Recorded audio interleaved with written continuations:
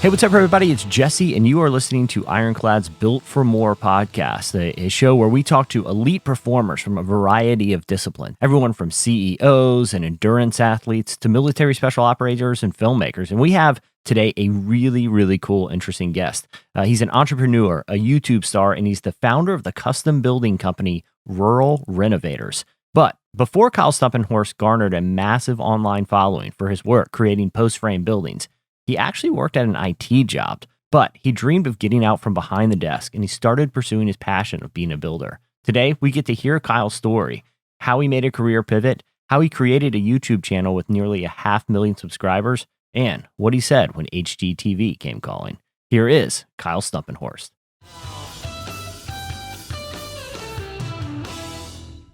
What I think is interesting, one of the things that's interesting about your story, you have a computer science degree, right? That's correct. Yeah. And yet, so you went to college, you got a computer science degree, and now what you're doing, building, creating content, kind of working with your hands, it's very relational. In other words, nothing like what a complete opposite. Yeah, exactly. So tell me a little bit about why you studied computer science, and why when you graduated you're like, hey, I kind of want to pivot and do something else. I was always pretty geeky growing up. I just liked technology, and I think at the age where, we were born and the Nintendo came out. Then, computers became available, and I just was intrigued by the technology, and I loved it. I loved tinkering.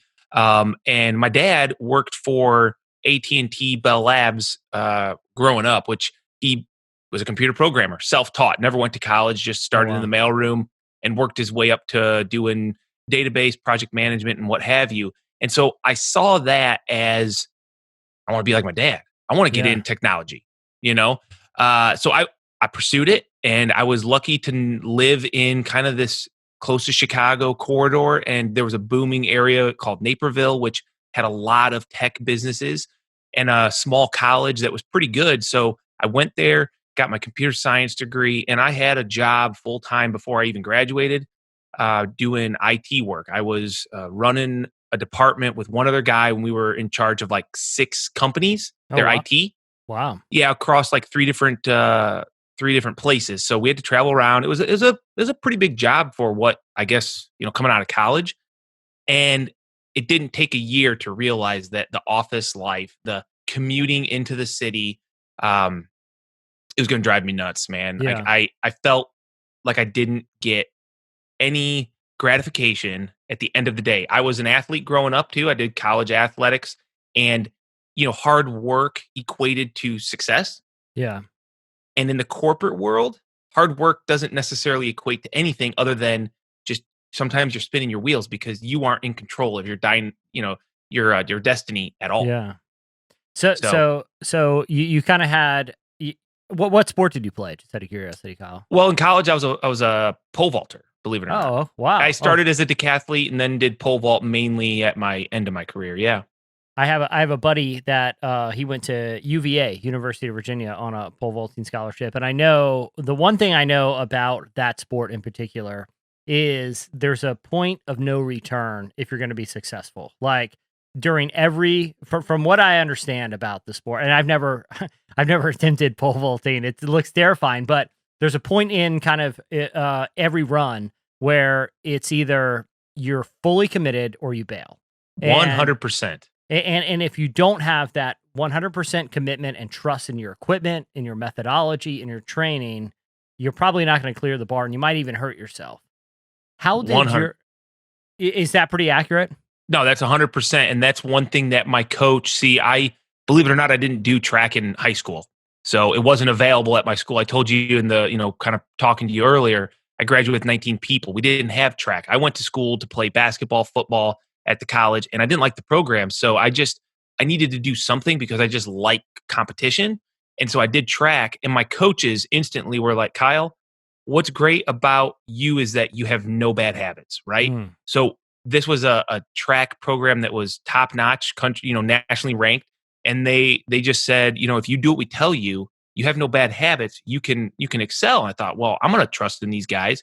And he said every time, like, you never run through. You don't, Mm. a lot of guys, it gets in their head, they're going at a high bar and they run through. Every time you come down that runway, you've got to plant your pole in the box and you got to take it up. And that's just the mentality that I was taught, I guess, for those 4 years. And it really it's a mentality that you should have in probably anything. Yeah, I was gonna say, how like formative was it outside of track? Because there's a lot of things in life where you know that the stakes are reasonably low. Like if there's a lot of people who will get a job right out of college and they're just not feeling it, and they'll bail, or they're in a relationship and they'll bail.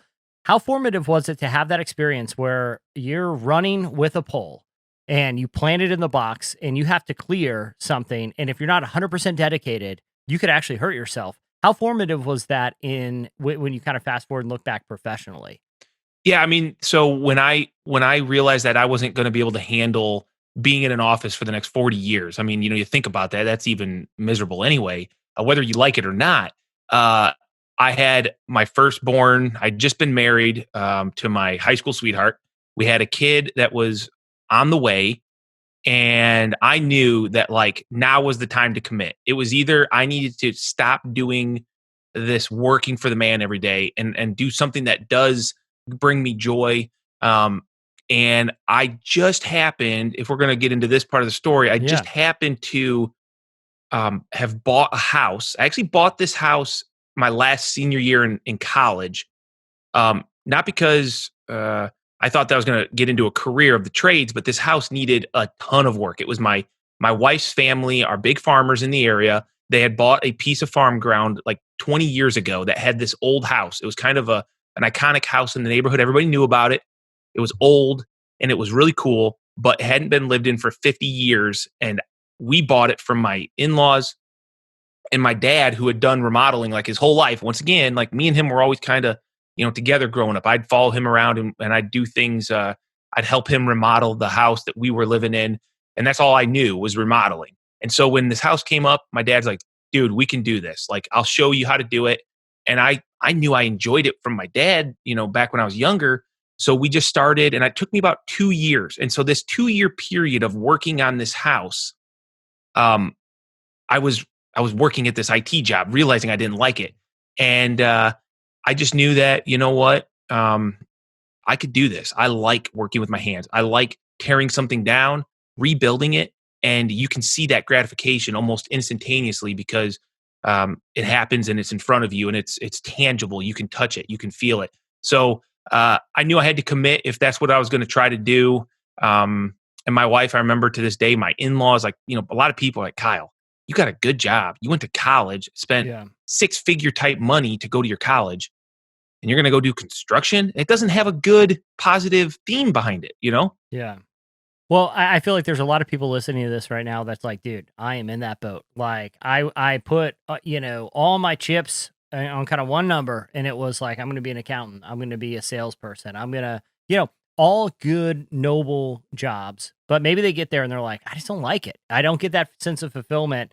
And so you were at a place where you had a solid job, you were educated, you had a college degree, but you get in there and you're just not, day to day. It's just kind of you don't have that sense of fulfillment.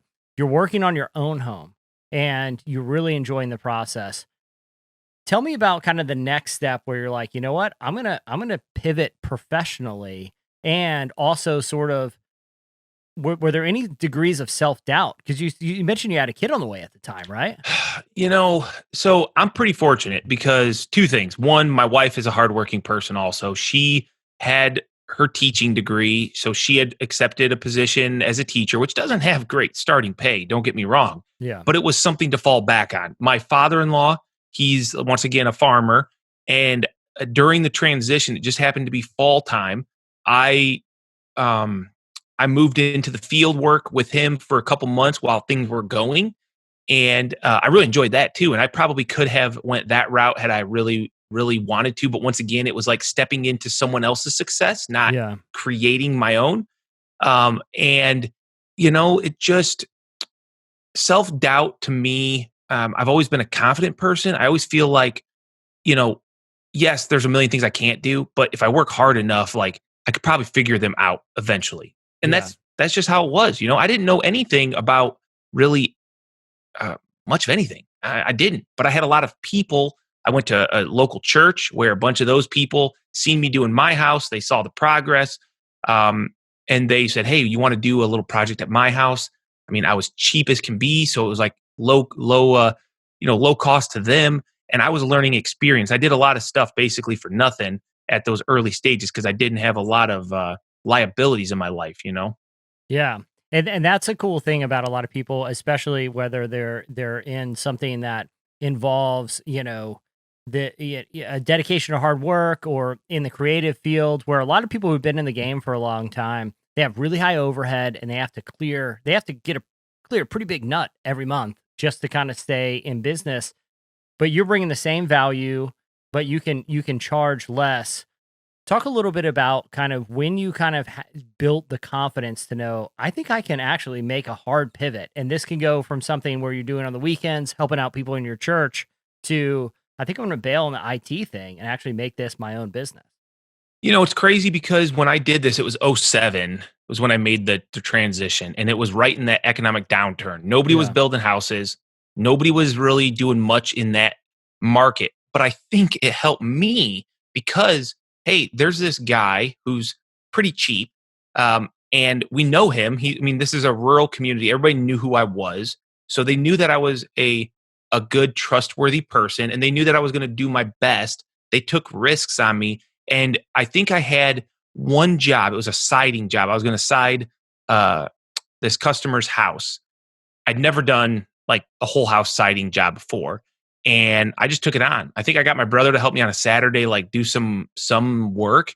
But for the most part, I just kind of made it happen. I kind of was strategic with how I did it by myself so that I could handle big pieces of siding, and it was a lot of work. But I remember telling my wife, I think it was after I got paid like the first time Yeah. for this side job that was like my first real job.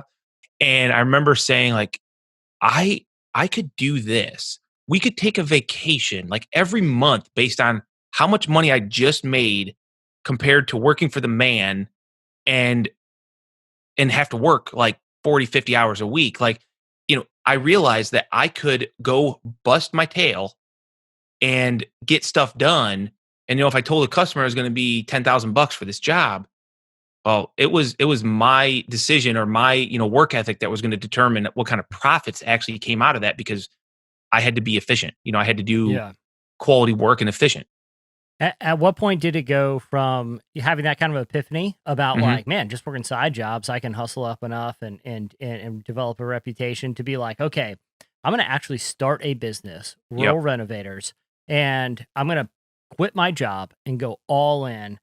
Tell me like when that was like the it became apparent like this is the move, Yep. and how did you overcome kind of the fear that anyone in that position, no matter what the industry is like, dude, am I doing the right thing? Did you ever second guess yourself too? I My wife could probably tell this story better than me, but she always reminds me that we were laying in bed one night and she was pregnant, and I rolled over and told her that I'm quitting my job and I'm going to be a contractor and I'm going to start my own business. And she trusts me. She believed I could do it. She still thought I was a little crazy.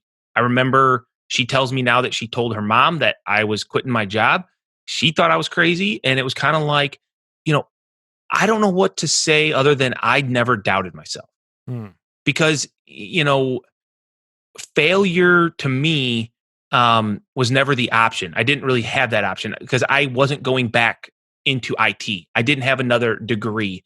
I wasn't going to go work at some fast food restaurant because that's just not me. I needed like that success and fulfillment. So I Yeah. knew that I just had to show up. Um, the thing that I heard from everybody that usually hired me for these first couple side jobs was, we've been looking for a contractor. We can't get anybody to call us back, or the people that do call us back, they give us these crazy numbers and I don't trust them. And so it was kind of like, well, I think I can just be a good person and I'm going to get work. It seems like just by being a good person without a Yeah. skill set. And, you know, that's really how I started. I don't think from the day I started, there was ever maybe more than a day or two between jobs where I didn't have something to do, and that was usually Wow. because of a schedule, not because there wasn't work. Yeah. Well, what's interesting is like at somewhere along the line, you started, I'm assuming just on your phone, just kind of started filming things and kind of, providing resources for people who may be interested in, developing the skill set that you Right. had the opportunity to develop. Fast forward, you have almost 500,000 YouTube subscribers Yeah, almost. Yeah, and, crazy. and almost as many on Instagram too, right? Like 300. I just cracked 300. Yeah. So tell me about that point too, where you're like, okay, I'm going all in. I'm gonna leave the career that I went to school for, and you're gonna pursue building and contracting and a real relational business. And suddenly you figure out a way to scale that because you can, instead of just touching the people you can go do a handshake with, Right. hundreds of thousands of people are interested in what you have to say and kind of learning your technique. Tell me about when you started kind of creating content and when it started picking up momentum. So in '07, I mean, Facebook had just probably, gotten started, I think that Yeah. was, I graduated in '05, and I remember opening a Facebook account but not using it. But I think once Instagram came around, I think it was about 2016. Yeah, I think it was about 2016 that I started posting on Instagram. And really what it boiled down to was selfishly, I wanted people that were following or people that were local to me that could find, when they did a search on the internet, because I was techie. I knew, I needed Yeah. an internet presence. I just wanted them to be able to see my product, my team, my process, who I was, what we looked like, how we kept our job sites clean. I just wanted to share that so that when I got a phone call, I wasn't trying to sell myself. Like it was Yeah. already a done deal, Yeah. and so that's all it started out to be. I never expected to get 1,000 followers. I just thought I'm going to do this. I'll have a place on Instagram so people can go look at pictures of my jobs that I've completed, and I'll have a Facebook account, whatever. It kind of took off after about, I think in that first year, Instagram, blew up to like 100,000, maybe somewhere in that. And I found that it was really enjoying, or it was really enjoyable to share some tip or a trick or a way of doing things that was second nature to me. I mean, I've just been doing it, and people to be like, "Oh my gosh, I've never seen that." Like, I've been in the trades for 40 years. It was old people, young people, it didn't matter. People just, nobody knows it all. I don't know it all. I learn new stuff every day. Yeah. And social media gave me a way to share my knowledge. And once again, selfishly, I'll say, my hope was I wanted people to understand what post frame construction was, because I know we haven't talked about it yet on the show. I'm a post frame contractor. So I'm not a typical stick frame home builder that you see. We specialize in post frame, which is a little bit different. It's larger timbers, it's more spaced out. Typically, you're going to see them in barns, but people think of those types of projects negatively. They think they're cheap, they're not going to last long. And you know what? Traditionally, that's pretty correct. But I wanted to change that industry. I wanted people to see it as more of a high end potential with the right methods and materials. And so I started being able to use social media to share that and show that. And yeah, man, the motivation to keep going is not followers. Yeah. It's young people specifically that reach out to me and say, "Hey, man, I'm 17. I've never even heard of Post Frame, but I've been following you for 3 months, and that's what I want to do for the rest of my life. This looks amazing." Yeah. Well, I think that the question that a lot of people would ask is how you figured out a way to cut through the noise. Because a lot of people will utilize social media for, they want to get exposure, whether it's kind of a specialized kind of skill set like, post frame contracting, or, whether it's someone kind of in the creative industry that wants their reel to be seen, or, a musician. So, what do you think you tapped into that was able to cut through the noise? Because we live in an era of there's an ocean of content being posted every day, and yet you found a way to get this loyal audience that's constantly growing, that's very interested in what you're doing. What do you think some of the things that you did were that was able to kind of cut through the noise on across platforms? I've often asked myself that question many times because to me, I'm doing a very simplistic task. For the most part, when I started, there's nothing crazy. I see these people posting these, pictures and videos from their $5 million houses they're building people that are just extravagant. And I'm over here posting a 40 by 60 workshop that I built a farmer and putting it on YouTube and getting, 5 million views. I I think that the simplicity, the basic nature, kind of just the aura around. I think everybody wants one of these types of buildings in their backyard. Like if you're a guy who has tools, who has a car, um, I've never met anybody, told them what I did, showed them what I did, and then they didn't say, wow, I would love to have one of those in my yard if I had the room. And so I think that there's a lack of content surrounding this simplistic thing because it probably seems too simplistic to post. Um, but people just, really eat it up. And I think it's just the timing and the fact that it's such a niche thing. Yeah. I was the only guy doing post frame, man. There's nobody else putting videos up about post frame. Yeah. How much? I feel like the other thing that a lot of people run into when it comes to trying to engage new customers or audiences or just people they kind of want to expose, their craft to. I feel like one of the issues is a lot of people overthink it. They're like, what does the thumbnail need to look like? What's the headline? How do I optimize SEO? Am I following the right people on Instagram? Am I getting follow backs? And I'm sure this is all stuff that you've thought about, but how do you ride the line of being thoughtful on that space without overthinking it and keeping it authentic? Yeah, I think that's always tough, obviously. And I think the initial blow up had me thinking more about it because I realized, oh my gosh, like people are actually following me. I need to be Yeah. more, you know, I don't know, thoughtful about what I'm doing because this is, I understand that content doesn't go away. It's going to be here forever. It's going to represent who I am. Um, but I'll be honest, since probably, I'd say the last year specifically, maybe year and a half, it's not about keeping up with an algorithm, posting daily. It's been more about whatever is more whatever's got me just, kind of excited. And that's kind of where it started. It started with I was just excited to take a picture of my work, share it, and for some reason people liked those pictures as well. Yeah. Then it moved to videos and it was like I love this tool. I want to talk about this tool and share it so that other people know that you can use this for this task. And, in the middle somewhere, it probably turned into I was trying hard. I wanted to make content that was going to go viral. Yeah. But I realized it actually doesn't have to go viral. I mean, you can literally, you know, very selectively like make content for a niche.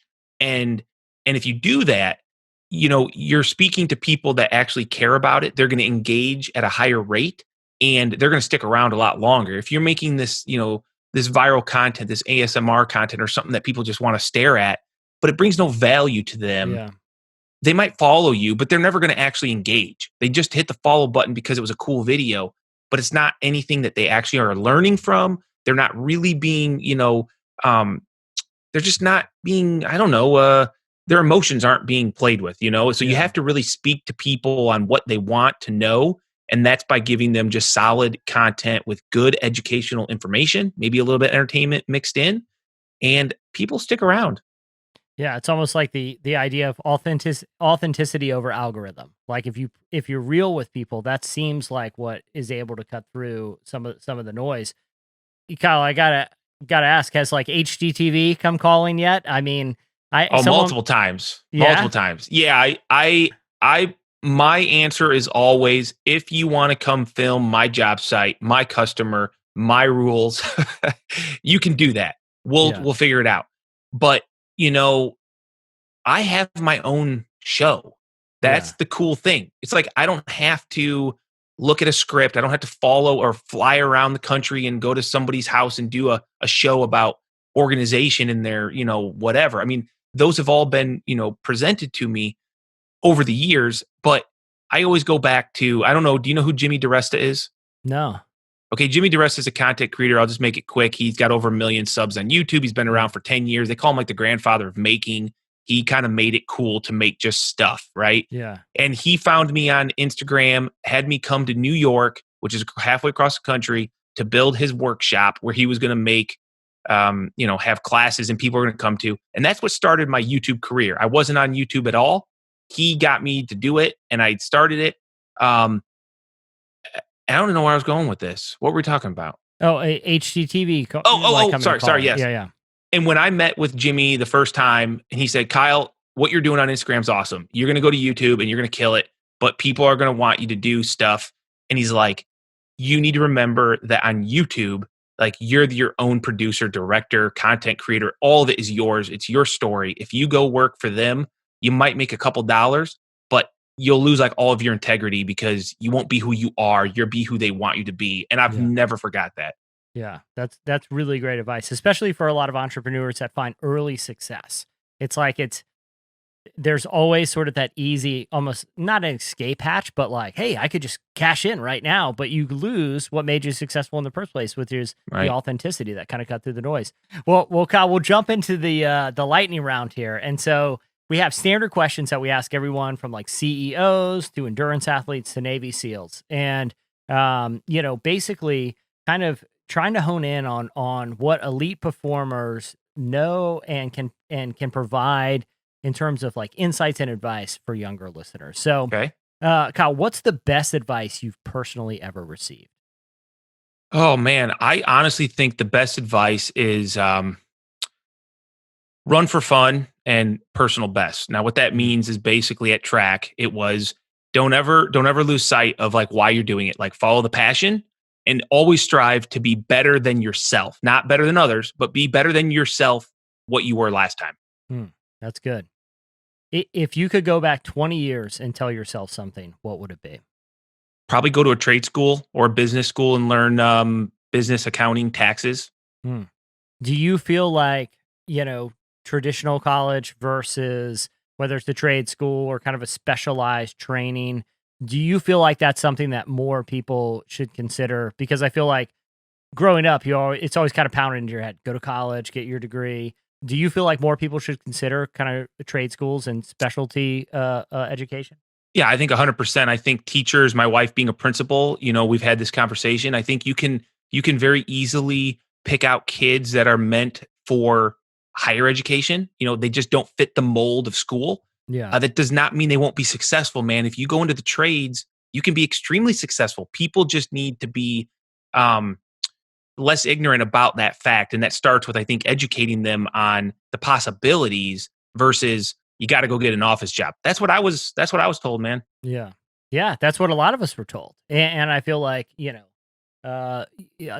millennials, I'm assuming you're in the millennial kind of, spectrum. 37. What does that mean? I don't know. You're right there. You're right at the, I'm like on the edge. Yeah. We're the same age, but I feel like that's we're our generation's most indebted generation in history when it comes to just carrying financial debt, because I feel like a lot of us got that advice, even if it didn't suit every personality. Right. Kyle, what is one thing you think a person should do every single day? I think you hug and kiss your loved ones. I mean, that's literally, really why I do what I do is for that. And it's so simple. Just be, loving to the ones that deserve your love. Yeah, that's good. And easy to lose sight of sometimes, especially when you're you're busy and you're working. Yeah. Yep. What is the attribute every leader should seek to foster in themselves? Ooh, I think persistence, man. I think that it's so easy to get down and, lose sight of what you're doing. But if you just keep moving forward towards whatever that goal is, whether you have one or not, moving forward, the persistence is what you need. That's good. Is there any sort of leadership resource like podcasts or just kind of like mentorship relationships that you've sought throughout, kind of your years, just to kind of glean insights from people who've kind of walked that path before? I was fortunate to, work for a pretty strong leader when I did have that job in IT. My boss was a really good leader. He had great qualities, great organizational qualities that I would strive to have. I would love to have. And, I've had other people like just honestly, my dad, and my father-in-law, they're both their traits are what I think if I put them together, the types of traits that you just don't fail. Like you Yeah. put these certain traits together, you're going to have success. Now, what's the best way to stay disciplined in the pursuit of your passions? That's tough. There's a ton of distractions these days. My biggest thing is you just have to be, once again, persistent. You can't, like when I have to edit a YouTube video, when I need to get a bid done for a client, I have to put stuff away and you have to just, do it. And I am not the best at that. I have ADHD, I think. That's what my wife tells me. I'm not good at focusing on one task. But I am good at knowing when that time comes where I have no other option, and then Yeah. you just have to do it. What would you say to a young listener who's hearing this and feeling really inspired, who wants to go out and make their own impact on the world, but they just don't know where to get started?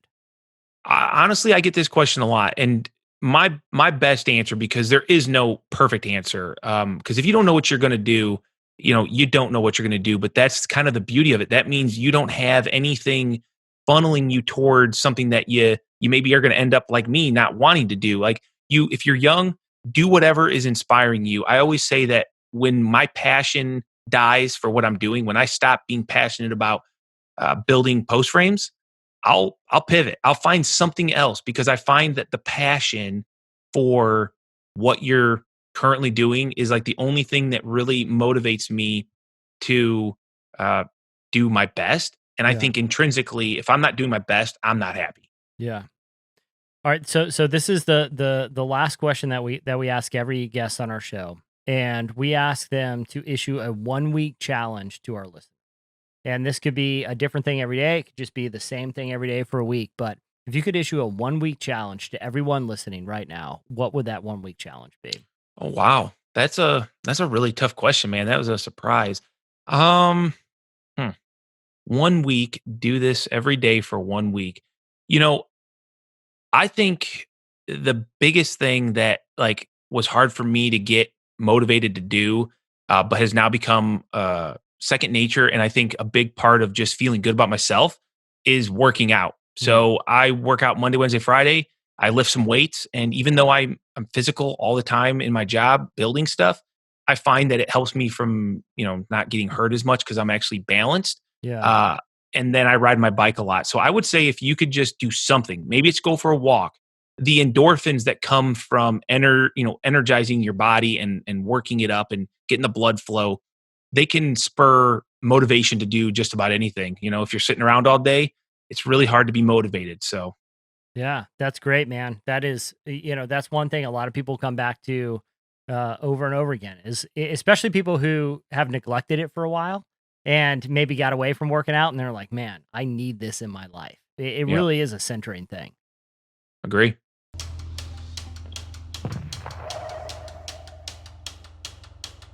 What a story. The funny thing, we were just talking about this prior, is Kyle's the reason, guys like Kyle are the reason why this podcast exists, because we work with so many incredible people and tell so many stories. You'll be seeing a story from Kyle come out from Mechanics Wear that we've done, and it's 2 minutes. But in 2 minutes, oftentimes you can't get all the content that people need to hear from these folks. So he is one of the reasons why this podcast exists, so he can do a long form conversation with him and really hear his story and what sets him apart. Yeah. And he's just an incredible person. So Ryan, what were some of the key takeaways that you got from this? Yeah, the first one is that if you know anything about the building industry, and Kyle talks about this when in the interview, in 2006, 2007, when he got into it, it was a desert. Nobody wanted to get in. In fact, so many people were getting out, whether they wanted to or not. And he saw an opportunity. He was in a different industry and saw an opportunity to do things right, do things better than anybody else was doing it, in some cases doing something that no one else was doing, period, and took the leap of faith and went all in on it 100%, and it's paid off big for him. And he has a reputation that now is just indicative of the quality of work he does, which is awesome. He's killed it. Yeah, it's great, man. The other thing is integrity for him. Yeah. Because we've had numerous conversations with him. To this day, he doesn't use contracts. It's a handshake deal. Yeah. His yes is a yes, his no is a no.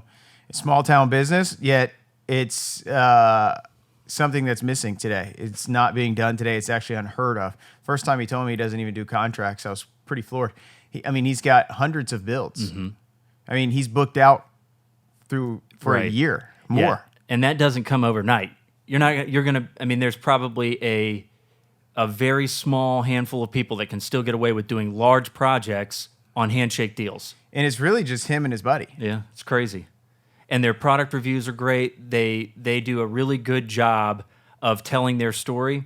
And I think, and this is another one of my takeaways, I think the thing he does the best is that he comes across as, and I'm assuming that he's this way naturally, but he comes across as so genuine, and people are starving for that. People really are wanting to grab hold of something genuine, and it shows in their follower base, because to his point, the content's pretty simple. He's filming his day-to-day job, swinging a hammer or cutting certain types of sheet metals and things like that. It's not particularly sexy content, but it comes across as genuine, and people love it. He's having fun doing it. He's educating the viewers on what he's doing, Yep. and because of that, it's something you're drawn to. So what are those three things?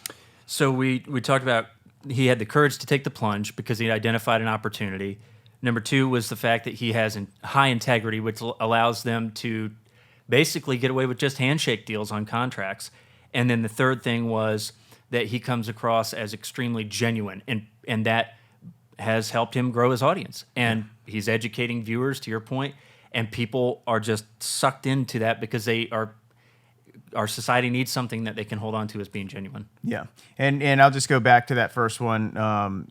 Is he took the plunge? He had a great job. He had a very great. Great as in a secure job. He was making good money, and it was secure. And he had that security, and he wasn't fulfilled. Yep. And it's not about money. It's really not. And people, need to understand that it's not about money. Money buys convenience, but it sure doesn't buy happiness. Now, it'll buy you a boat, like that song. It's true. There are some things that come with it, but he's a prime example of someone who just pursued his passion, enjoyed sharing that, and then developed it into something that he can actually earn well on. Yeah. So just a great podcast. Kyle, we thank you for being a part of the podcast. And listen, make sure you subscribe, you comment, and follow us on Instagram @ThisIsIronclad and YouTube @ThisIsIronclad. Thanks again, guys.